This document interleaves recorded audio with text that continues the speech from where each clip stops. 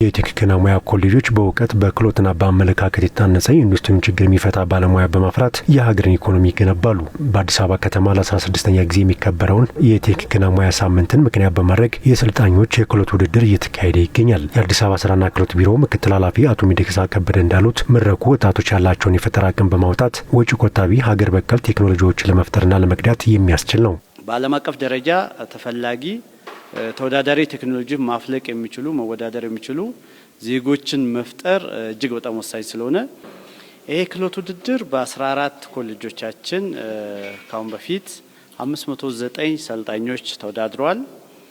በእነዚህ መድረኮች ያሸነፉት ዛሬ በ6 ክላስተር 123 ሰልጣኞች ይወዳደራሉ ማለት ነው። የዚህ ውድድር እንግዲህ ዋና ዓላማ ወጪ ቆጣቢ ተኪ የሆኑ ቴክኖሎጂዎች ጎልቶ የሚወጡበት አዲስ የፈጠራ ሀሳብ የሚመነጭበትና ወደ ገበያ የሚወጣበት ውድድር ነው። ይህ የክህሎት ውድድር በቴክኖሎጂ ሽግግርና በኢንዱስትሪ ላይ የሚታዩን ክፍተቶች ለመሙላት ትልቅ ፋይዳ እንደሚኖረው ነው አቶ ሚደቅሳ የተናገሩት። በቴክኖሎጂ ተወዳዳሪ የሆኑ ሰልጣኝና ሰልጣኞች አዲስ የፈጠራ ሀሳብ ፈልቆ የሚወጣበት ለኢንዱስትሪም ለምርትና ምርታማነትም ሚናቸውን የሚወጡበት ሁኔታ ነው ያለው። ኢንዱስትሪዎች በርካታ ቴክኖሎጂዎችን ከውጪ በከፍተኛ ዶላር ወጪ ነው የሚያስገቡት። በሀገር ውስጥ አዲስ ሀሳብ በማፍለቅ እነዚህ የሚወጡ ተኪ ቴክኖሎጂዎች ከወጪ ቅነሳ አኳያ የዶላር እጥረትን መፍትሄ ከመስጠት አኳያ እንደ ሀገርም ጠቀሜታቸው በጣም የጎላ ነው። የክህሎት ውድድሩ በሁሉም ዘርፍ ብቁና ተወዳዳሪ የሆነ ትውልድ መገንባቱን ለማረጋገጥ እንደሚያስችል የተናገሩት ደግሞ የቢሮው ምክትል ኃላፊ ወይዘሮ ዳግማዊት ግርማ ናቸው።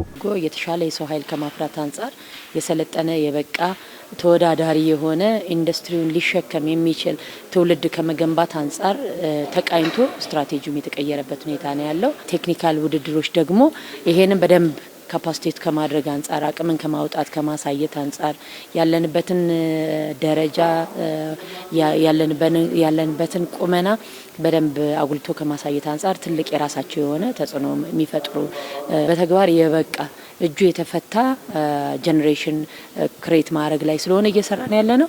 ይሄ የክህሎት ውድድር ደግሞ የበቃ የሰው ኃይል አፍርተናል የሚለውን ነገር አሹር የሚያደርግልን ነው። በቃ የምናረጋግጥበት ነው ማለት ነው። ውድድሩ ያላቸውን አቅም ለማውጣት እንደሚያስችላቸው ተወዳዳሪዎቹ ተናግረዋል።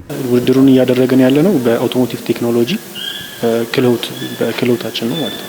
ቴክኖሎጂ አሪፍ ደረጃ ደረሰ ማለት ለሀገራችንም ለአህጉራችንም ለሁሉም ሰው ጥቅም አለው።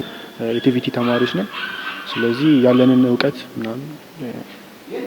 የምንመዘንበት ውድድር ለማሸነፍ በደንብ ተዘጋጅተናል። ለተማሪዎች ኮንፊደንስ ይሰጣል። እናም አዲስ ፈጠራን እንዲፈጥሩና አእምሯቸው በብዛት እንዲያስብ ሊያደርግ ይችላል ማለት ነው። ይሄ ዛሬ እየተወዳደርኩ ያለሁት ያለ ስዊች በአርጂኖ ብቻ በ5 ሴኮንዶች ማብራትና ማጥፋት ነው ማለት ነው። እሱ ነው የተዘጋጀው ነው። አስተማሪዎችም እየረዱኝ ነው። ባለኝ አቅም ለማሸነፍ እሞክራለሁ። በክላስተር ደረጃ አሸናፊ የሆኑ ተወዳዳሪዎች በከተማ ደረጃ በሚዘጋጀው የማጠቃለያ መርሃ ግብር ላይ እውቅናና ማበረታቻ እንደሚሰጣቸው ተገልጿል።